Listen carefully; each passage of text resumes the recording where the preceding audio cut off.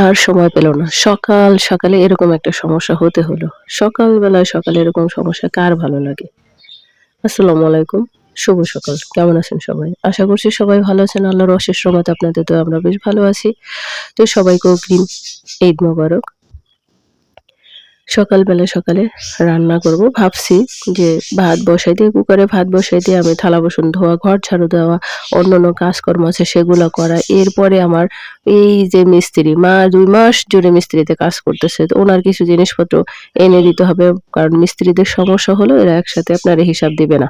তো যাই হোক ভাত বসাবো। এই সকেটটা খুলে বের করতে ভ্যালেন্টাইনের সকেটটা খুলে বের করতে গিয়ে কি হলো, এটা একবারে খুলে চলে আসলো। এই যে বোর্ডের কভারটা একবারে খুলে চলে আসলো। এখন কেমন লাগে? এখন আমি এর মধ্যে ভাত বসাবো। কিভাবে ভাত বসাবো? এখন আমি আরেকটা সকেট লাগাইলে এটা তো ঝুলে থাকবে। তখন দেখা গেল তারটাও খুলে আসবে। তো আমি সারা ঘর জুড়ে খুঁজলাম একটা ওই যে টাকার বান্ডিলে যে আটকানো থাকে রাবার, ঐরকম রাবার। কোথাও পেলাম না। এত খোঁজাখুঁজি করলাম, কোথাও পেলাম না। অবশেষে আমার মেয়ের এই চুল বাঁধার জন্য যেই রাবার থাকে বা গার্ডার থাকে সেগুলা নিলাম ২-৩ টা। তারপরে দেখি কি যে এই র‍্যাকের সাথে ঝোলানো আছে এই যে বান্ডিলে আটকানো যে রাবার সেটা। তো মেয়ের রাবারগুলা রেখে দিয়ে এইটা নিলাম।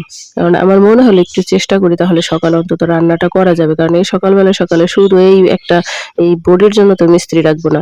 কয়েকদিন পরেই আমার বারান্দায় ২ টা লাইট লাগানোর ২ টা ফ্যান লাগানোর আছে। তারপরে রান্নাঘরে একটা লাইট, বাইরে একটা লাইট লাগানোর আছে। একসাথে সব জিনিসপত্র তার, লাইট, হোল্ডার সবকিছু এনে তারপরে না মিস্ত্রি খবর দিব তখন এটাও একটু দেখায় নিব। এটাও ঠিক করে রাখবো। অথবা এরকম একটা বোর্ড নিয়ে আসবো। তখন মিস্ত্রিদের এটা লাগিয়ে রাখবো। কারণ এই শুধু একটা বডির জন্য একটা মিস্ত্রি আনার কোনো মানেই হয় না। একবারে বেকার। আর যদি দেখা গেল যে মানেই হয় না এখন রেখে দেই তাহলে রান্না করতে হবে হয় গ্যাসে নয়তো লাকড়িতে। কিন্তু আমার অন্য কাজ আছে সেগুলায় ব্যাঘাত ঘটবে। তো যাই হোক আল্লাহর রহমতে এই যে টাকার বান্ডিলে আটকানো রাবার ২ টা আমার কাজে লেগেছে। অনেক কাজে লেগেছে। সেই রাবার ২ টাতে ১ম এ আমি বোর্ডটাকে একটু আটকায় নিছি। তারপরেও দেখি একটু নড়াচড়া করে, ঝুঁকে যায়। তো আমি কি করলাম ওই যে কসটিপ ছিল, এটা ভাগ্যিস ছিল তা না হলে কিন্তু এই সমস্যাই থেকে যেত। একদম ছোট, একবারে অপ্রয়োজনীয় মনে হবে। এরকম কিছু ছোট জিনিসও আপনার বড় ধরনের কাজে লাগবে। অনেক সময় আপনার বিপদে কাজে আসবে। সবকিছু দুম করে ছুঁড়ে ফেলে না দিয়ে একটু রেখে দিলে পরবর্তীতে কাজে লেগে যায়। আজকে আমার এই কত খুঁজছিলাম এইরকম এই যে টাকার বান্ডিলে যেটা থাকে। তো যদি না পেতাম হয়তোবা এভাবেই থেকে যেত। এই টেপটুকু যদি না পেতাম এভাবেই থেকে যেত অথবা এখন আমার মিস্ত্রি খবর দিতে হতো।